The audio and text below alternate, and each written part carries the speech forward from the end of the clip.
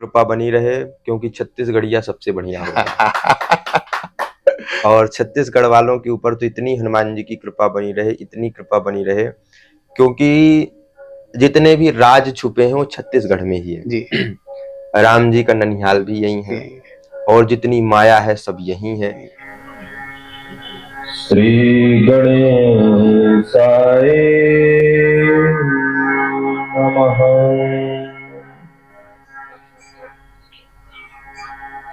श्रीमते रामचंद्राय नमः। क्या समाधान माता जी बालाजी के चरणों में लेने आई हैं? जी मेरे बेटे के शादी के लिए। अच्छा, बच्चे की शादी के लिए और उसका काम के लिए। काम हाँ। उसका कोई भी करता है ना, सक्सेस नहीं हो रहा है। हाँ हाँ हाँ जी। और कुछ?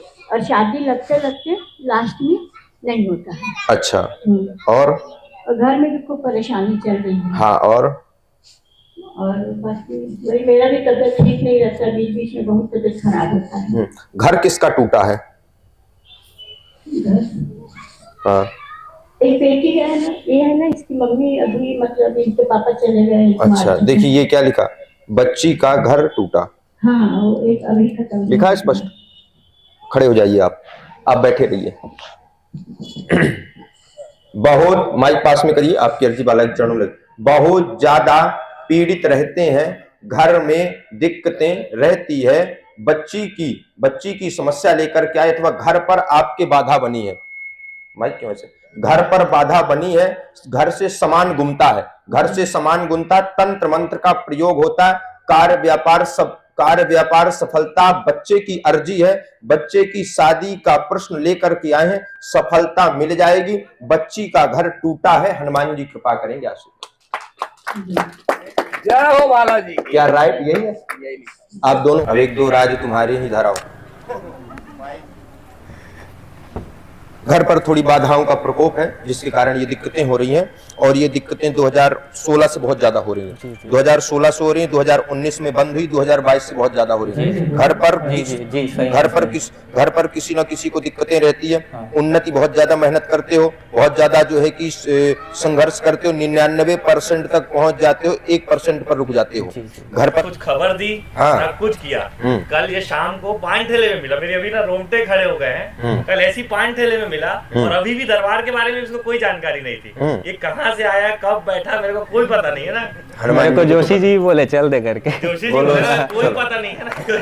बोलो बालाजी सरकार की जय, सच्चे दरबार की जय।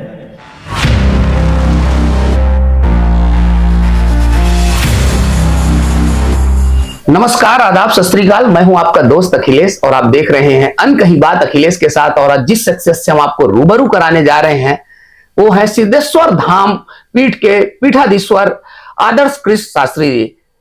उनके बारे में बस इतना ही कहना चाहूंगा कि अभी वर्तमान में काफी उभरते हुए संत हैं और दिव्य दरबार भी लगाते हैं, जैसा कि आपने पहले भी उनके रील्स में देखा होगा। तो आज हम उनसे जानेंगे, उनकी जीवन यात्रा जानेंगे और कैसे इस मार्ग को उन्होंने चुना, इस बारे में जानेंगे। तो शास्त्री जी, बहुत बहुत स्वागत है आपका हमारे इस शो में। जय सिया राम, जय सिद्धेश्वर धाम, श्री सीताराम चंद्र भगवान की जय, श्री हनुमान जी महाराज की जय। सभी लोगों को पहले बाबा की चौपाई के साथ प्रणाम। सिया राम मैं सब जग जानी, करहूं प्रणाम जोरि जुग पानी। जय सिया राम। ये जो कृपा है सब हनुमान जी की कृपा है, और उनकी कृपा और गुरु आज्ञा की कृपा से ही ये दरबार की महिमा प्रारंभ है। और जो आज्ञा देते हैं उन्हीं की आज्ञा से और उन्हीं के मार्गदर्शन से केवल लोगों को अध्यात्म से जोड़ने का अपना कर्तव्य है। कि लोगों को हनुमान चालीसा तो लोग पढ़ते हैं, लेकिन उसका मतलब लोग नहीं समझ पाते हैं, क्योंकि पढ़ना और उसका मतलब समझना धरती आसमान का अंतर है। तो पर्चा तो एक बहाना है, सच ये है कि बालाजी का बनाना है। महाराज जी, किस उम्र से आपको ऐसा लगा कि इस मार्ग में जाना चाहिए और फिर आपने स्टार्ट किया इन चीजों को? जब हमारी 14 वर्ष की आयु थी, जब से ये अध्यात्म पर और गुरु आज्ञा से गुरुकुल पर और जो है कि गुरु आज्ञा से ये दरबार की क्रम प्रारंभ हुआ है जी। अभी 3 वर्ष से 4 वर्ष से पर्चा का कार्य प्रारंभ किए, कि जैसे हमने पीढ़ियों को देखा कि लोग अध्यात्म को नहीं जान पाते, सनातन को लोगों ने कुछ कहीं कुछ कहा, राम जी के ऊपर लोगों ने पत्थर उठाया, कहीं कुछ किया। तो बस उसी को देख करके नई पीढ़ी को जगाने के उद्देश्य से, केवल कि लोगों को मतलब हनुमान जी की कृपा उनको बता पाए अपन कि कृपा क्या है। जी महाराज जी, सामान्यतः देखा गया है कि जो संत कथावाचक हैं तो कथा तो लोग सुनते हैं, लेकिन जब दिव्य दरबार की बात आती है तो लोग ज्यादा आकर्षित होते हैं। और अभी तो आपके क्षेत्र में स्पेशली अगर देखा जाए तो आप हो गए, फिर उधर बागेश्वर धाम हो गए, फिर उधर पंडोखर सरकार हो गए, तो एक सिलसिला सा है कि काफी लोग वहां पर्चा बनाते हैं। तो ये पर्चा बनाने की सिद्धि कहाँ से आई आपके पास? कहा हनुमंत विपति प्रभु सोई, जब तक सुमिरन भजन न हो। जब भजन बढ़ता है तो मार्गदर्शन गुरु की आज्ञा से ही सब कुछ होता है। अब कौन क्या कर रहा है इसमें हम कुछ ना कहेंगे, हम तो अपना ही कहेंगे कि जो गुरु आज्ञा आई उस आज्ञा से चल रहे हैं। तो पहला पर्चा महाराज जी आपने कब बनाया था? पहला पर्चा हमने बनाया था 2021 में। अच्छा, 2021 में। तो ऐसा लगता है महाराज जी कि जब आप पर्चा बनाते हैं तो कहाँ से मतलब आपको ये ज्ञात होता है कि नहीं इसको ये समस्या है, इसको ये समस्या है, और आप एज इट इज लिख देते हैं, सामने वाले का मन पढ़ लेते हैं, तो कैसे ऐसा संभव है? इसकी खोज तो हमने भी खूब की, लेकिन हमको भी समझ नहीं आया। बाद में इसका उत्तर यही निकला, गुरु कृपा। जी। किसके मन में क्या चल रहा है ये नहीं पता, लेकिन जब गद्दी पर बैठते हैं तो कैसे मार्गदर्शन आता है और कैसे कृपा करते हैं। कहते हैं जा पर कृपा राम की हुई, ता पर कृपा करें सब कोई। मतलब जब राम की कृपा होती है, गुरु की कृपा होती है, तो असंभव भी संभव हो जाता है। महाराज जी, आपकी क्वालिफिकेशन के बारे में जानना चाहेंगे कि कितना पढ़े लिखे हैं आप? हम तो जो है संपूर्णानंद संस्कृत विश्वविद्यालय से शास्त्री द्वितीय वर्ष तक हमने किया है जी।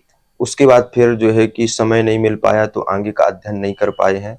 श्री राम जानकी मंदिर बड़ा अखाड़ा मैहर में जो है कि उत्तर मध्य द्वितीय वर्ष तक हमने किया। उसके बाद जो है कि काशी जो है संपूर्णानंद विश्वविद्यालय में, फिर उसके बाद यही गुरु कृपा से हनुमान जी की कथा और हनुमान चालीसा, बस इसी पर हनुमान जी की सेवा पर ही फिर ज्यादा रहते हैं। अभी तक आपने कहाँ कहाँ इस समगा को छोड़कर आपने और कहाँ कहाँ मतलब कथा की है? ज्यादा करके तो हम हनुमान जी की ही कथा करते हैं कि लोगों को बताना कि हनुमान चालीसा क्या है, हनुमान कृपा क्या है। बिहार में भी कथा हो चुकी है, नेपाल में भी कथा हो चुकी है, बेंगलोर में भी हो चुकी है, राजस्थान में भी हो चुकी है, और आपके बिलासपुर छत्तीसगढ़ में ये 16वां बार है जो हमारे अभी 2025 में, हाँ 2025 में हम 6 बार आपके यहाँ बिलासपुर में, कवर्धा में भी कथा किए, दुर्ग में भी किए और बिलासपुर में भी गए। मतलब अन्य क्षेत्रों पर कथा करते रहते हैं। हनुमान जी की कथा ही विशेष रहती है और हनुमान चालीसा से ही निकाल करके लोगों को बता पाते हैं। महाराज जी, कुछ आध्यात्मिक सवाल आपसे करना चाहूंगा कि एक जो मनुष्य होता है उसके जीवन में गुरु का कितना महत्व है? करता करे न कर सके, गुरु करे सब होय, 7 दीप नौखंड में गुरु से बड़ा ना कोई। बिना गुरु के मानव का जीवन अधूरा रहता है। बिना गुरु के इंसान को ज्ञान नहीं हो सकता। वो कितना भी प्रयास करेगा, कितना भी कर्म कर लेगा, लेकिन भगवान के पास नहीं पहुंच सकता जब तक गुरु की कृपा नहीं हो सकती है। तो हर मानव को गुरु कृपा प्राप्त करना बहुत अनिवार्य रहता है। जब तक गुरु कृपा नहीं है, जब तक वो मनमुखी है, लेकिन गुरु कृपा होने के बाद गुरुमुखी हो जाता है। तो हर मानव को गुरु कृपा लेना तो बहुत अति आवश्यक होता है। बिना गुरु कृपा के भगवान को भी ज्ञान नहीं हुआ है।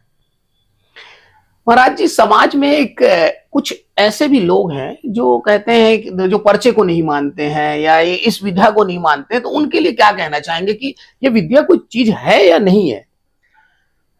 जो पर्चा को नहीं मानते हैं तो उनके लिए तो हम ये कहेंगे सोच, भावना।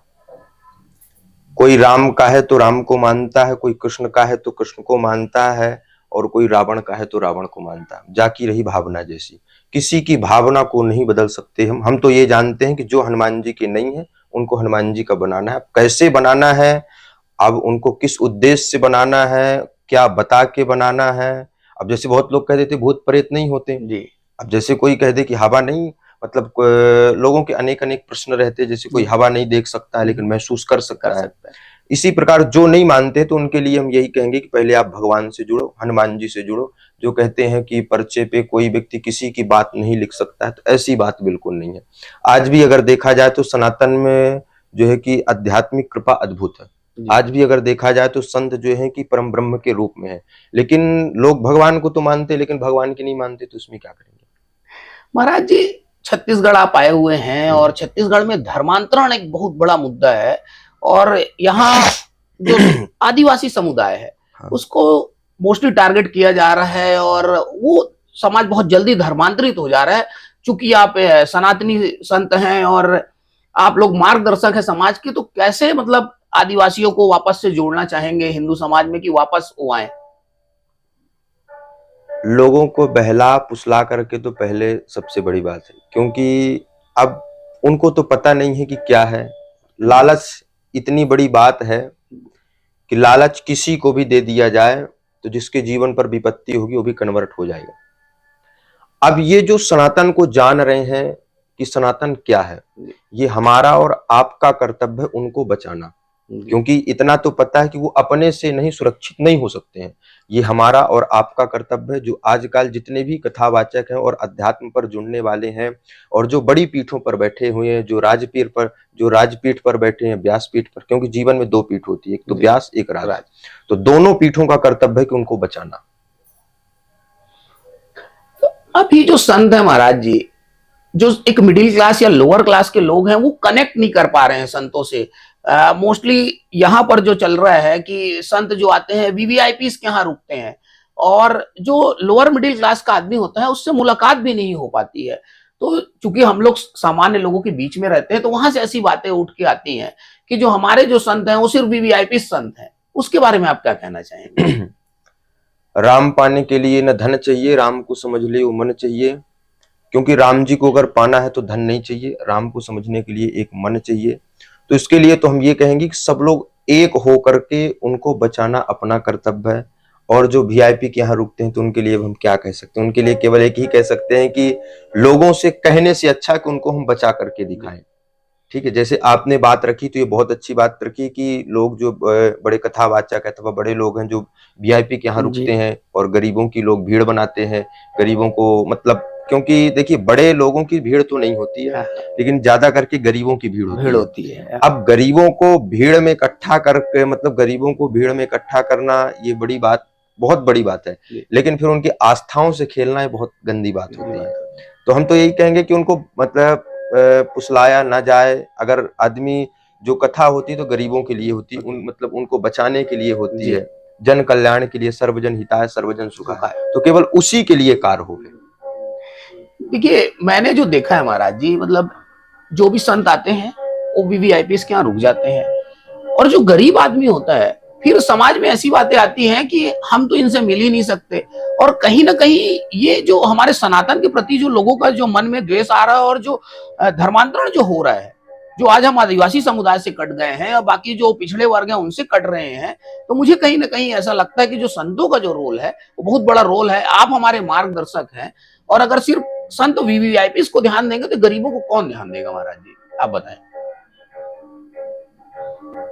जगता प्रमाण है ये नाम का नहीं, राम का नहीं, किसी काम का नहीं। तो इसको संत ही, जब तक संत आगे मुद्दा नहीं उठाएंगे और जब तक संत नहीं आगे बढ़ेंगे तो उनका ध्यान देने वाला कोई भी नहीं, कोई भी नहीं। तो ये हमारा कर्तव्य भी है और जो संत है उनका भी कर्तव्य है उनका ध्यान रखना।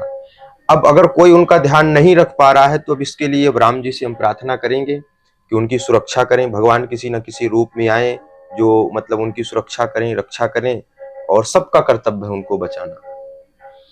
क्योंकि महाराज जी यहाँ देखिए ये आदिवासी बहुल क्षेत्र है और जहां भी आप जाएंगे देखेंगे उनके एक अलग मतलब कहना चाहिए देवता है, उनकी अलग संस्कृति है। लेकिन चूंकि मुझे ऐसा लगता है कि हम और आप वहां तक उनके बीच में नहीं पहुंच पा रहे हैं और इसी वजह से उनका ब्रेन वॉश बहुत आसानी से कर दिया जा रहा है। तो क्या आपको नहीं लगता है कि जो हमारे जो संत हैं, जो बड़े संत हैं, आप लोग हो गए, क्या आप लोगों को वहां तक पहुंचना नहीं चाहिए? पहुंचना चाहिए, बहुत अनिवार्य है। क्योंकि भारत की शान जो है वही है, भारत की जो शान है वही है, जो निम्न कास्ट है वही भारत की शान है। अब वहां तक पहुंचने के लिए सबका कर्तव्य है कि वहां तक पहुंचे, लेकिन ना तो ऊपर तक जन पहुंच पाता और ना तो जन तक ऊपर वाले पहुंच पाते हैं। तो इसमें दोनों लोगों को आदान प्रदान करना पड़ेगा जब वहां तक पहुंच पाए। कभी अगर आपको अवसर मिले कि किसी आदिवासी बहुल क्षेत्र में आपको जाकर कथा करनी हो, हाँ, और अगर उनके पास पैसा ना हो तो क्या आप कथा करेंगे? बिल्कुल करेंगे, निःशुल्क। निःशुल्क अभी तक जो हमने किया है सर्वजन हिताय सर्वजन सुखाय, अभी आज तक हमने किसी से रिकॉर्ड है फीस नहीं ली जी ना आने की ना जाने की। जी अब कोई अपने से व्यवस्था कर दे, जी, गुरु जी, है, हाँ, क्योंकि हाँ, चेला का हाँ, कर्तव्य है हाँ, करना। जी, जब तक व्यवस्था नहीं करता जब तक उसको पुण्य भी तो नहीं मिलता। हाँ, लेकिन जैसे आपने बात की तो इसमें बिल्कुल हम आगे हैं। हमारे धाम पर हजारों आदमी अन्नपूर्णा पाते हैं, निःशुल्क पाते हैं, किसी से कोई शुल्क नहीं लिया जाता। जी जी प्रत्येक मंगलवार शनिवार को निरंतर अन्नपूर्णा चलती है हम्म, और आज तक मतलब किसी व्यक्ति से हमने पर्चे का पैसा नहीं लिया।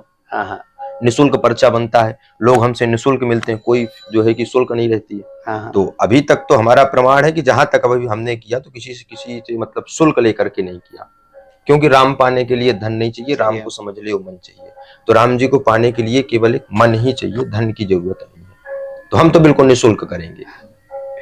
महाराज जी, आप जैसे संतों की आवश्यकता है।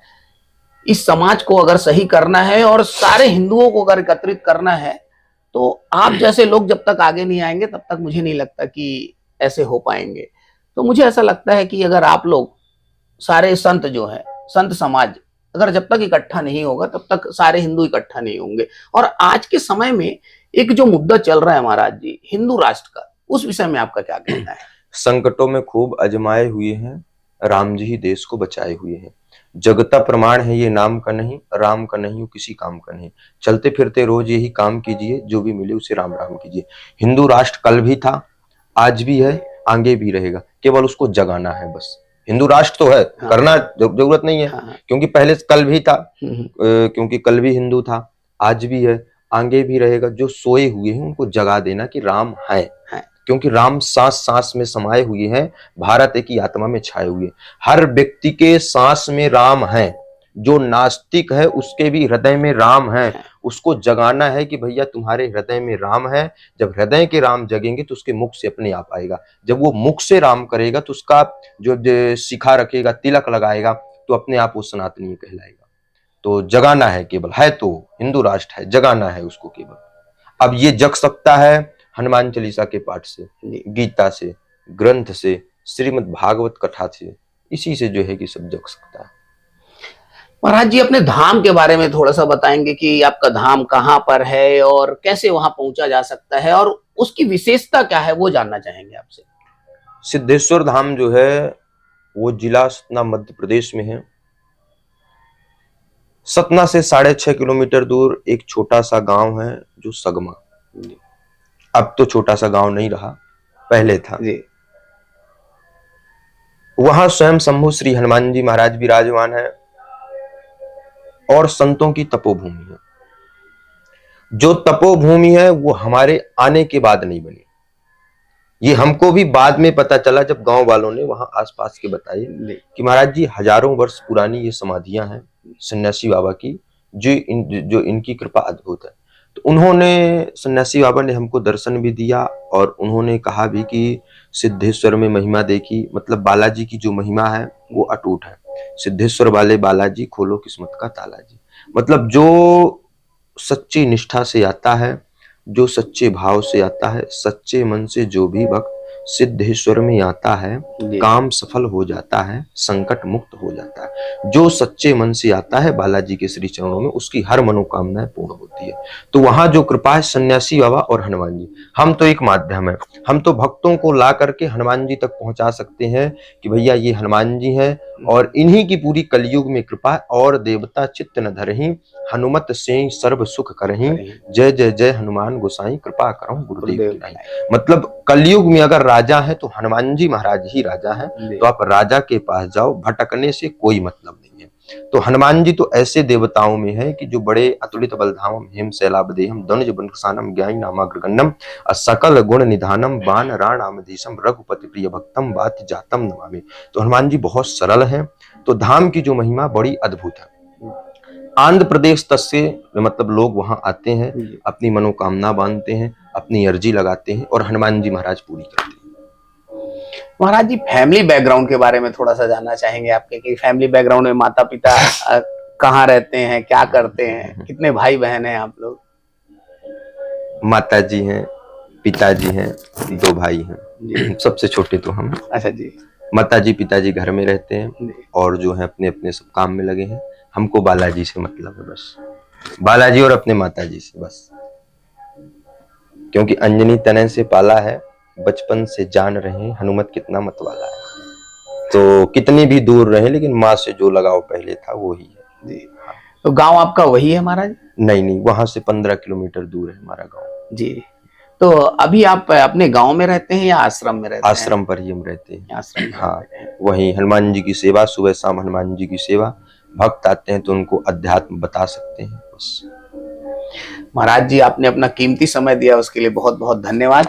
खूब और सीताराम। हम आशा करते हैं कि आप ऐसे ही छत्तीसगढ़ आते रहें और आपका आशीर्वाद छत्तीसगढ़ पर बना रहे। खूब कृपा बनी रहे, क्योंकि छत्तीसगढ़िया सबसे बढ़िया होगा।